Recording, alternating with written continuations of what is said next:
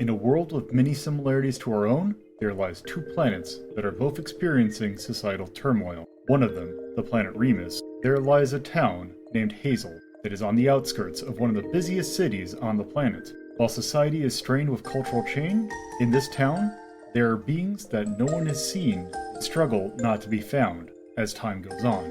The following is the story of some of the people who end up finding them through no fault of their own. This is Hazeltown Story. Hello, and welcome to another session of Hazeltown Story. Today is going to be actually me back at the helm for today because we're doing another kind of post-action report or little roundtable after the conclusion of the arc that we just had. So, why don't everyone else introduce themselves? Hi, I'm Carnival. I am, of course, Deathmaster780. And according to my license, I'm TorpidTypist. And I am LoloDePuzlo, your host. So, this is going to be a little bit more free-form kind of thing. This also probably not going to be too terribly long because it's just a casual discussion.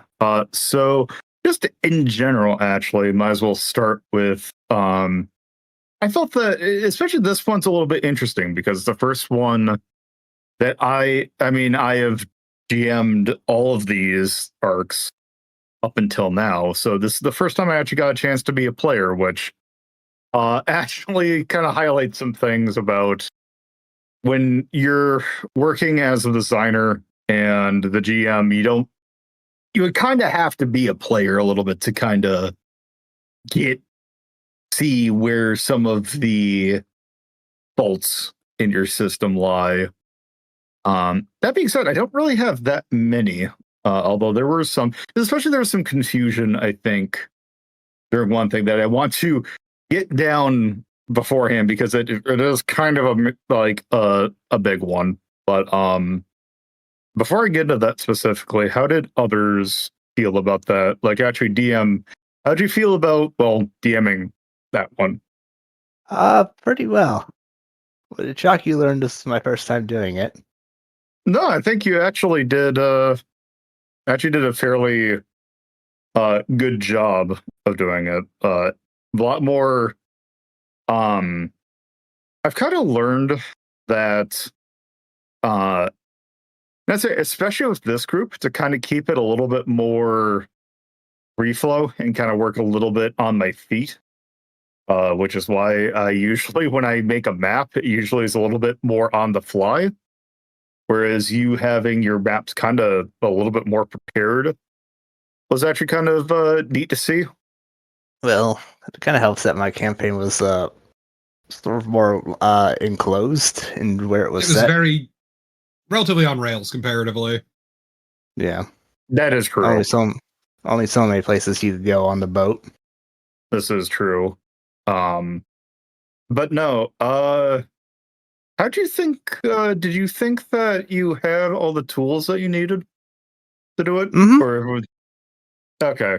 Yeah, because, obviously, since I'm the one who usually GM'd, I did not have any sort of guide with anything, but I think with the rules the way they are, I think they're pretty straightforward that we don't need any, special GM rules.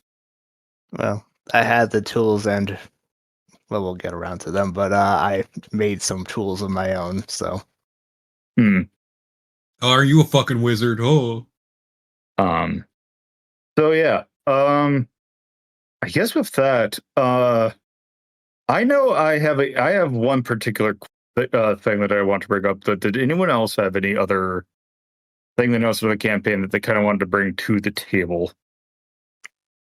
Nothing in particular, but I tend not to notice these things as much because I'm used to having to be flexible. I guess my thing is just I wonder how much just I think the hit point system works fine. I just sometimes just wonder more about the density of just grouping. Yeah, that's one thing that we could is good because we've not had. It also doesn't have that we've had battles of scale like we had in this one. Because usually it's been at most like maybe 4 guys. Where in that final fight we had like what, 9? 9 relatively beefy enemies. Yeah, something like that. So Even it's something. And even before that, in like the cafeteria fight, there was like 20 Yeah, or so, I think, guys. yeah, there was a lot. It helped that they were like relative, like they were basically fodder enemies, but they were. I mean, that's still a number, and considering the scale of our health, considering we like at most, I think the beefiest you can get is I think 8 hit points. For harm? I thought it was like 12. Yeah. Yeah, it's Is like it 12 12? for farm. Okay. Let me Yeah, so see a it's- Ravia, because I know Ravia has like the upper end of health. Yeah, Queen because has like the max. I know. Yeah, Ravia has 10, Queen has 10 as well. Yeah, because I know that the maximum that you can get from a single thing is 5. So naturally, then you get 2 physicals and it's 5, or then it's 10. But then with perks, you can get, perks you would get up to 12, I believe. That's still, especially if you have something that does more than 1 damage, that can go down real quick. Especially if you also account for the fact that bloodied exists. I was like mindful of how little hit points people had in this, which is why I had some of the things I had, like giving everyone heavy armor at the start of the campaign. And Yeah, ultimately, my bandage was there. Shit went really badly with how I did things. yeah. It ended up like, I mean, I'm not gonna lie, I was kind of going into that final battle when I saw, because just for how I normally account for hit points, so to speak, for enemies, I don't normally. I mean, like occasionally, I've not had a need to, because I kind of took the, and this isn't the same system, but I forgot exactly what thing, but I kind of view my enemies as Genesis actually had a system like this. It's one of the things I took from Genesis, which was they have a concept of, for their enemies, because it's such a free flow system, their enemies are tiered in. There's basically 3 tiers of enemy. You have, I forgot exactly what the names are, but it's effectively goon. Ah. It's like goon, or not, it. I can't actually remember it. Because the problem is, I have it I on your think for me mechanic is sheet. actually goon, but like Yeah. fodder, you have fodder, you have mid boss, and you have boss, who I believe have, because I believe they also have a relatively low harm, like their health equivalent, I believe, is also relatively low. And I want to say it was 2, 4, and 6 for health. And I believe, or go ahead. No, go ahead. No, I was going to say, like, I believe that's the number that they have for this. And I want to say there was another system that I looked at when we were crafting this system that I believe was also a benchmark. Yeah, part of the problem is it's really, this is my fault as well. I am in part to blame here for why I have done things, for having done things the way I have. But it really kind of lays bare how much having one incredibly overtuned combat specialist can make a difference. Yeah, there is that. My God, I got through a lot of shit I had no right getting through. That also does bring that actually sort of ties into what my main thing that I went going into, and it's a thing we'll have to think about. Because it's something I definitely noticed as a player. Like, I always thought it was a possibility as like when I'm on the design side, but when you actually get down to, I want to play a character and I don't even want to min-max. And we actually might as well get a little bit into it because it kind of goes into this sort of specialization in this game, or in the system as we have it, or at least potentially how we had it. Because I think I might have a rule mixed up in my head that some others might not. but it's something I want to codify because it was the thing that we were talking about in regards to your skills, not the stuff of your archetypes, but the raw skills, the strike, aim, maneuver, and all that, which was the concept of if you fail a roll for a skill that you do not have training in, whether or not you get XP. Because I think you should. And the reason I'm thinking about this is because the way I was thinking about it, the way that I built Moth, because they have so many skills in magic, my thing as a player is try and shoehorn the use of magic as much as possible. Especially because the way that you don't, you do your action by calling what action or what skill you want to use, instead of saying the GM saying, "Hey, you're trying to do this, use this action." You need to kind of justify it, and it just felt like I was trying to justify the use of magic as much as possible. So that's kind of where we're hitting a pressure point, because we've hacked together two different things from the Forge in the Dark system and Genesis, where yes, you are intended to be doing that in Forge in the Dark, of where yes, if you have a lower, you try and wiggle your way into using your skills that you have higher, and if you fail with any of the skills, you would always get experience point. Well, you wouldn't mark experience points because it's like What? I think Carnival's not died. Carnival died. Time to play Spanish Flea and get a fucking DMCA. So I am curious as to where Carnival was going, but yeah, no, it's so. To clarify, are you saying basically, if you have a skill that you have 0 points in and you fail it, you want to get experience for it? Yes. Or I think that's completely valid. What would the point of being going outside your comfort zone at that point be then? Like, yeah.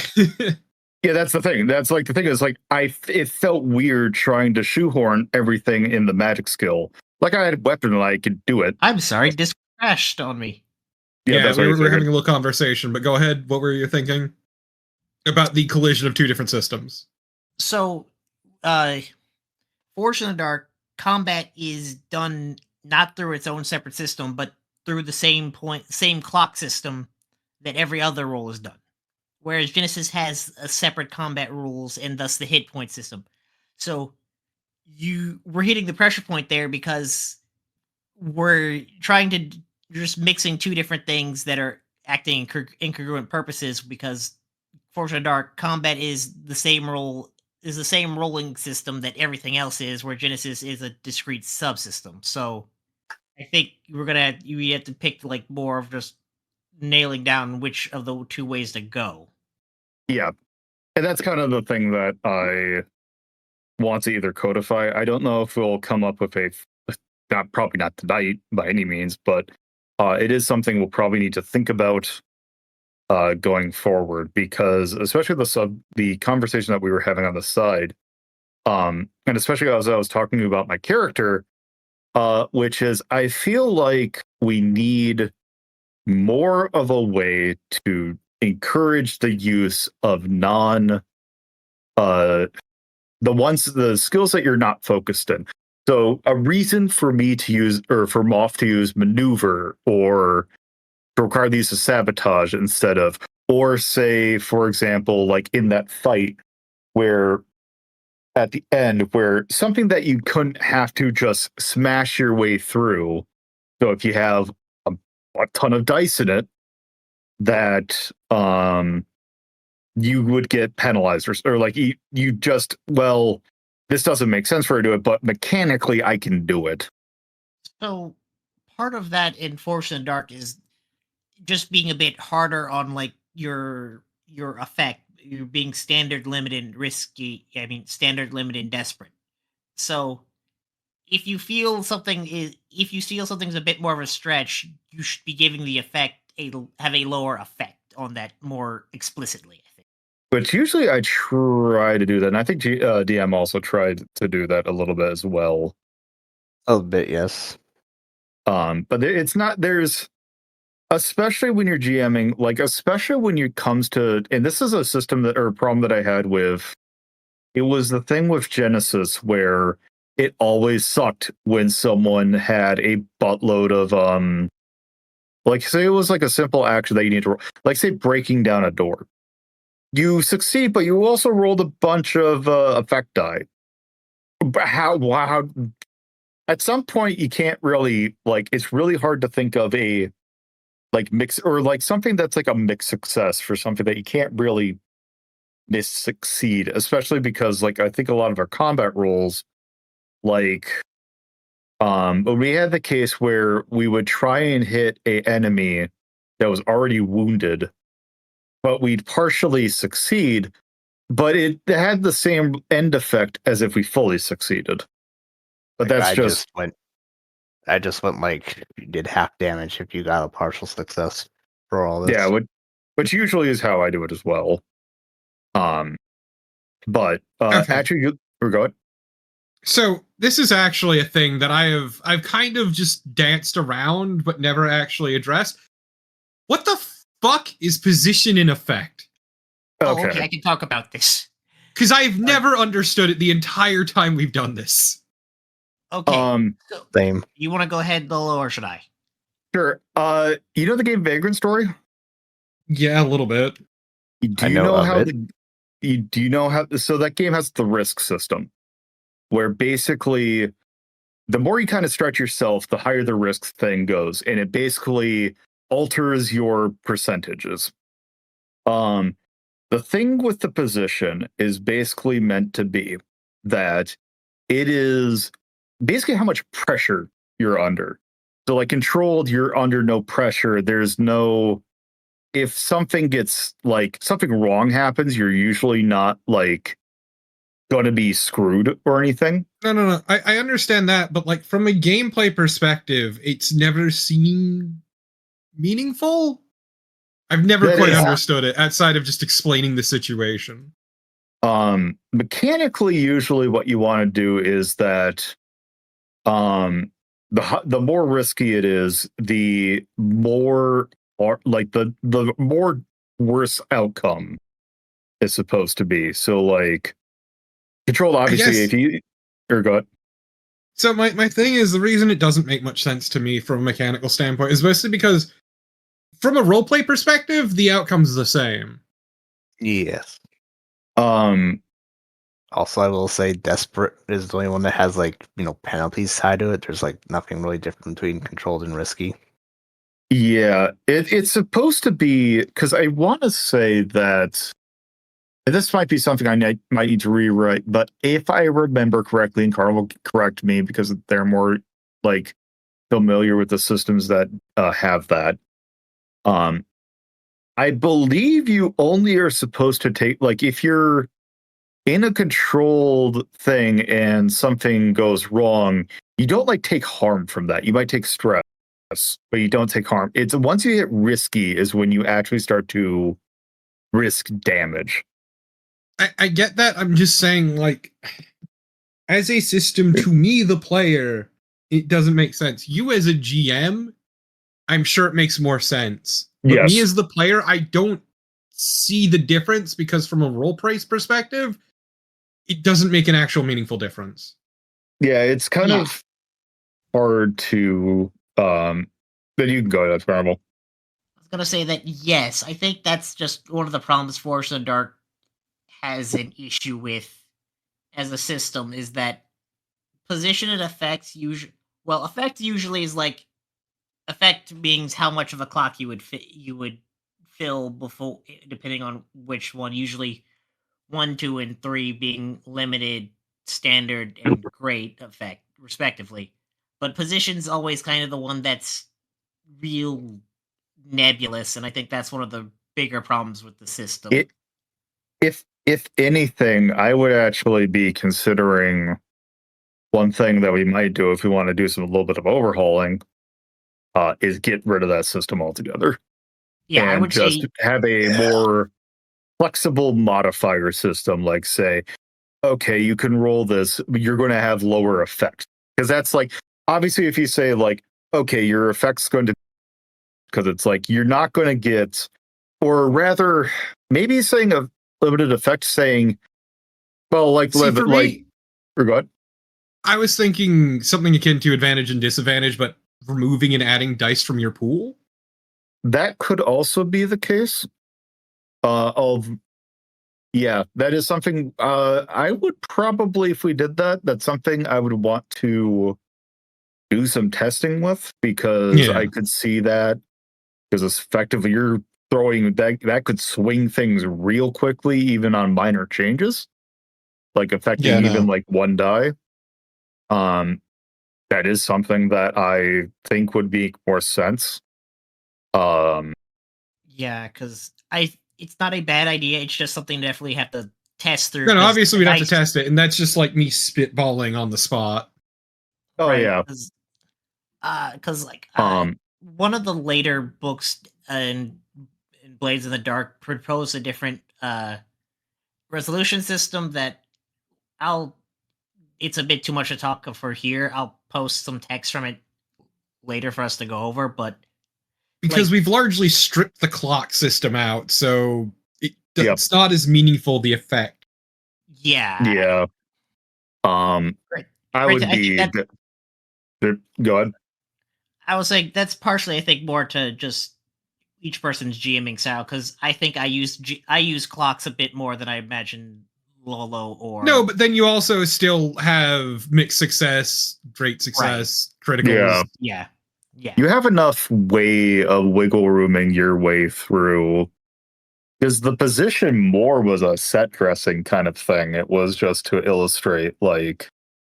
I mean, like, I used it in the case of, like, control was when people were in stealth mode, and then risky once the zombies were aware of their presence. But at that point, it's also the GM's job to describe the situation anyway, I guess, is my understanding anyway, so... Yeah, that's kind of the thing that, if anything, like, having... I would say the one that I would say, and this could be like a modifier for a role, I would want to keep a difference between, because the thing is, risky and desperate really didn't matter much. It was controlled versus risky that I thought was, because it makes sense to have abilities that only work if you're in a controlled situation versus a risky. So having the state of detection would make a lot of sense.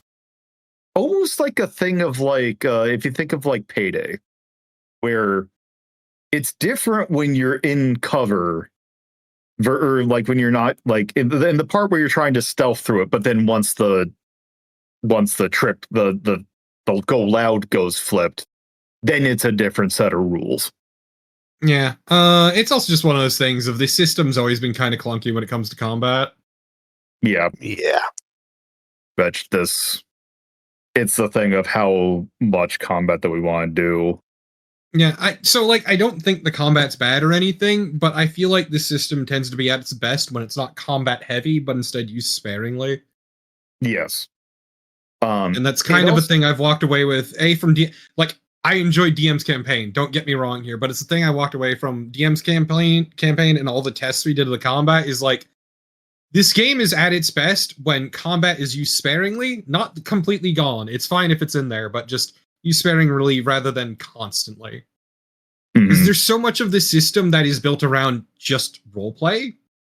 Yeah. And so I have had a massive advantage using, say, Queen in this campaign because she's just so over-tuned for combat. Yeah. I just want to be clear about something, too. I'm not min-maxing with these characters at all. Like, I'm not trying to or anything. It's just they lend themselves to that. No, and it's something that even when I was looking at it, like when I made Moth, that it's like, well, if I want my character to do this, well, naturally it's going to have this. So you kind of almost naturally min-max. Well, not naturally min-max, but it's like there's an obvious progression on where you're going to go and what you want to focus on. Especially with the archetype, if you have a character who has two archetypes that don't go off the same stat, it's a little bit different. Like, let me look at. I think Bobby actually might be a good choice for this one, if I remember correctly. Yeah, because Bobby works off of charisma and also, or like the charisma rules and also the detection rules, which you could focus on either one of those. Like, it's two things you're focused on, but like, say, Wheat or Ravia or Moth, who are almost entirely magic focused, you kind of natural, any case where you can use it, you're going to be good. Yeah, it's one of those things of, it's like I went so massively outside of my comfort zone with my third character, who maybe I'll use eventually, though she's also going to be a weird one to level up. Yeah, and that's also the thing with the leveling up thing that I was thinking of, because it's also why I want to make sure the thing where if you fail a roll, like completely fail the roll, you should mark XP for the kind of the, not the tree, but like physical or intellect or cunning. Yeah, that specific subset of stats. Yeah, just to make sure that you have a reason to use those skills. Well, it's not just a reason. Like, you can have a reason also, like, in university and character, but I see it as also reflecting growth as a person, where you get good at something by sucking at it. Yes. Yep. That was also the thing that I was thinking of, because failure as a learning opportunity is something that I think is far more interesting than, oh, you killed a monster, you get XP. Yeah. I will say on that, if you're going to do that, then you might need to change like the XP triggers on stuff like athletic training or whatever, because like right now it's just like if you fail you get 1 XP, but if that's going to be universal for like every skill category, that's going to need to be changed to something else then. I think what I would do, like the off the cuff thing that I would do, is just say mark unadditional instead of just 1 period, which I think that's kind of what I meant when I put that, but that I don't think we've had a discussion on it. Because it's kind of meant to be a thing like, oh, you're focused on that, so it's kind of a thing that you are just really trained in it, so the more you use it, you would get more, or might think of something else for that. Also, as another aside, we might need, this might be a GM issue, this could be a rule issue, better integration of the downtime actions into the actual plot itself, because as it stands, it's mostly just us doing training or something completely unrelated. But that was also another thing that I was bringing up, because we didn't really have any downtime during that arc. No, but it made no difference. So I will say I was trying to like run with the format, but with like the idea of, it was basically I was working on like a 3-act structure. Like Act 1 was the initial mystery of what was going on with the boat, and that would come to the end once you finally got to talk to the captain. Then the Act 2 was the quest for key cards, and then Act 3 was like the final encounter down in the smuggler's hold, with like the downtime action / act breaks basically taking place in between those two, but like just the limited action of like you guys restoring your health, because a limited amount of time you have on this boat. Not really like good time to do push-ups or whatever. No, that's fine. No, my point is more downtime as a concept in the system, I can say has not been relatively well integrated into the actual plot and roleplay bit so far. Yeah, and I can... So the thing with the downtime is that was another artifact from Blade that I kept in, especially because it was meant to be a thing. It was the idea that, especially when we were doing it, that it was meant on a day structure, that the arcs would take over multiple days. So naturally you'd have morning and night downtime to do it. That I think has started to become less useful to work with, because it's like that. If I that would also be a mechanic that I would almost consider scrapping. I don't think it is inherently devoid of worth. It's just one of those things where it needs to be better tied into things as they are. Otherwise, once again, it's just training or just doing something completely unrelated. Because as it stands, everything we're doing is just in the roleplay bits already. There hasn't been really a need to research things or do whatever. Yeah, because it's just probably part of it's just how we've evolved what we want to do over the campaign, the bits of the system that, because again, Blades is originally, this is a heist game. It was a heist game.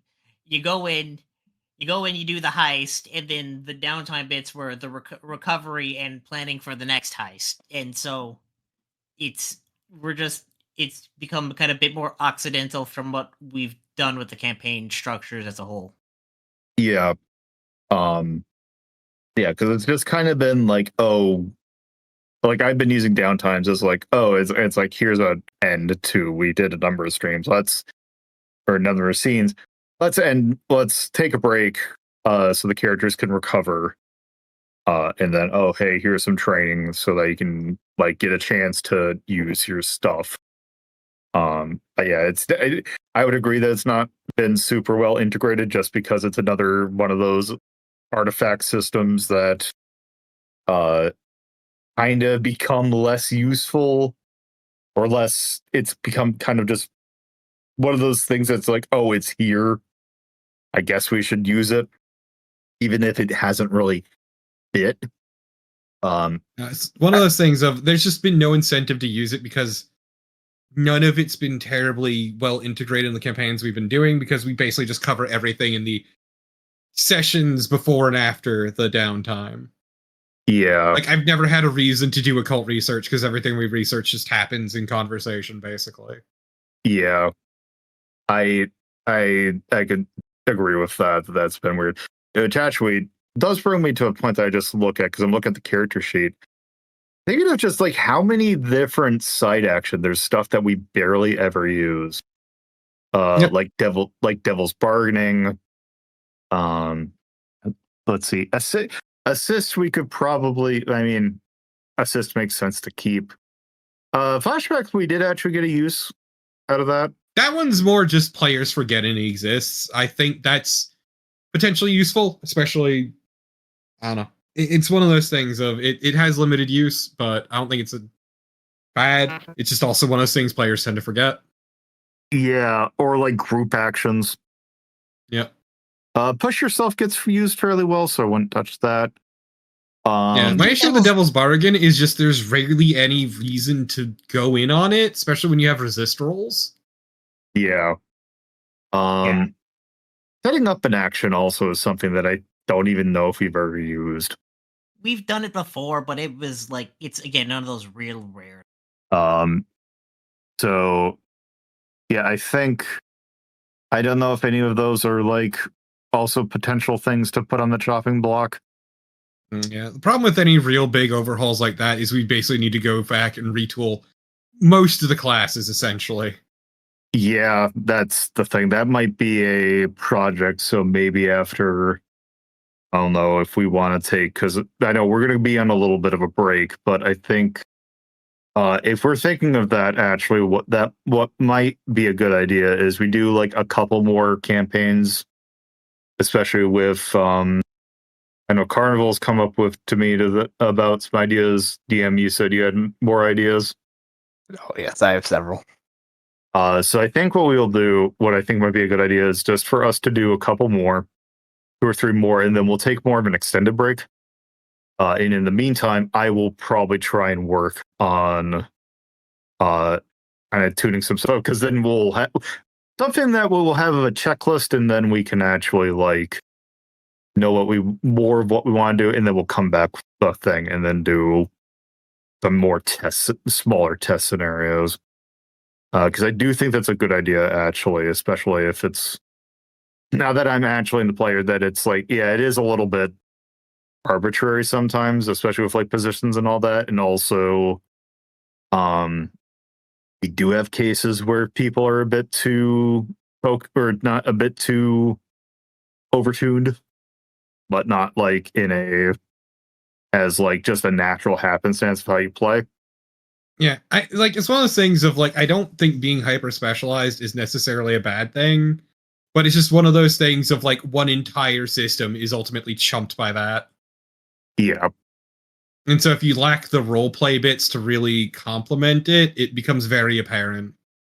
Yeah, that's something I agree with. Is there anything else that we wanted to bring up? Yes, because there were, like I said, there were a couple of things I introduced. See what you guys think now that we're done. First one being retaliation phase. Like the enemies get their turn to do things, because the current system is just enemies only react when players do things, but that just for me felt like weird in a campaign with like lots of enemies like zombies, so I introduced that. So, but yeah, what did you all think of that? It's something that, like, because the original system is meant to be a tit for tat kind of thing. Like, everything is meant to be a reaction to your decisions. I Go ahead, Carnival. I was gonna say I didn't feel that bad, like because it just felt like that was kind of just the natural reaction, kind of going back and forth. So And Oh yeah, especially because we could react to it as well. Yeah, yeah, and that's actually like that's going to think about how we should do this system. What has been an artifact of the systems that we took these things from? And I think the retaliation fate, having it be that the GM is like, no, this thing's gonna happen. Like you all took a turn. Now everyone else, or now the thing is going to move around you. I think actually makes a lot of sense. And I think that should be something that we should think about going forward as a standard. In cases where it's like kind of more of an incidental small thing, like an investigation where like something that there's not really that many people in the room, obviously not. But any cases where you have like a threat in the room or you're on a time limit, I think that is a good idea to have. Like, it's almost a clock system, but I feel a little bit more natural feeling because you don't have to say, oh, this thing's going to happen in 12 steps. It's just, okay, you can have it, but it's like the things are a bit more free form to move. yeah, I do think clocks work better though for just like overarching, like longer term things. Just like you're breaking into a place. Here's each step of the way. This kind of makes sense. So what was the other thing you wanted to discuss, DM? well, Band-Aid and just supporting NPCs in general, because yeah, that was something I said before. He was there mostly to cover my ass, but he was sort of an experiment with like, yeah, just supporting NPCs. The 'Cause, DM like, character. Well, no, yes and no. It He was there to help, but like he was, because like in the subject of like mechanics we haven't really used. If like say Torpid wanted to take the hired muscle ability for like Queen or Arabia, this would be how I would interpret a character like this. That's just like a character that can do like one or two things. The only thing that I would say, if you're doing this in the future, is I don't think you should build an entire sheet for them. But I do think that rather than the system that you did have, where it's like, oh, they have two actions and it's this dice roll. If you tune that into the idea of, like them having specific abilities, I think would be a little bit more flexible and a bit more makes them feel how you would play them like a character. Like, especially if we're using the mechanics of the game to control that character, having them also use the same system, I think, is a little bit more natural. Like the thought I had with him was they're basically just extra dice, extra damage and stuff. But They're like, there to cover stats you don't already cover. Yes. Yeah. But also like the flip side of that being because they're extra like dice and stuff, you don't get the ability to like resistance roll them. Yeah, no, I don't think it needs to be a resistance roll kind of thing. Just like, say for example, if we wanted, if there's a case where, if we were all playing frailer magic characters, for example, and we needed a battering ram to break down a door, if we wanted to have Band-Aid try and break down a door, like if they had like a strike rule. Or like a strike thing that we was like, okay, their strike is 2, so we can roll a 2. And that maybe say for NPCs, you don't get resistance, you don't get pushing. Maybe even like just saying they might take just like a handful of abilities from there. You can give them like a thing of like 3 modifiers. Maybe if they have like, they have access to a magic, like say, they're a wizard, so you can have them use the wizard thing. Like, I don't think you need a full sheet, but just using the systems of the game, I think would be more. I get the simplicity of what DM did, and there's very easy potential for that sort of thing to bloat in once again getting the DM character. So I'm not 100% sure which either way, but it would definitely need to be codified more. Yeah. But yeah, the way that they use just normal like D6, like because what it was, the healing was a 3D6. Nope, 2. It was 3D6. It was 2. Okay, so like having them roll that and having it use the same kind of thing where they have to roll a 2, or like if they can roll, like you're not trying to make a natural like D&D check, you're just rolling the die and you're interpreting it the same way that you would our roll. Yes. Yeah, I think it was fine the way you did it. It's just if I were to do it, I would try and have it use the systems and just say instead of having this, you can do this or this, like these very distinct actions, that it would be something like, they have a strike of this, just give them what skills they have at their disposal. Or like a basic stat spread of like they get 2, like 1 skill that's 2 and 3 that are 1 or something like that. Yeah, something like that. Yeah, Or it's something to think about. Yeah. Did you have anything else? Not mechanically. The only other thing I could think of was, what did you think of tool-assisted zombies or tool-created zombies? It was something that I had to think of lore-wise it making sense, which if I were to, I don't know if it's something that I would. I think it's plausible within the system. It's probably not something I would have thought to do, but I think it worked fine. It was a fun surprise. Like obviously, I knew about it beforehand because I had to sign off on it. Like I know me and Carnival have discussions on ideas for their campaign, so I'll know about that beforehand. But I thought it worked fairly well. I'm just glad that we didn't have to do a very specific thing about aiming for the head. No, just the head or the heart. Yeah, that's it from me. All right. Did anyone else have any things they wanted to bring up? No, I've already said my piece. Yeah, I got my big thing out of the way. All right. Well, then, I think that was a good discussion. Especially now that I'll be thinking about like what to maybe do about the position / tech system, and then codifying I think you should get XP if you fail an action, and then we can think about how to interpret the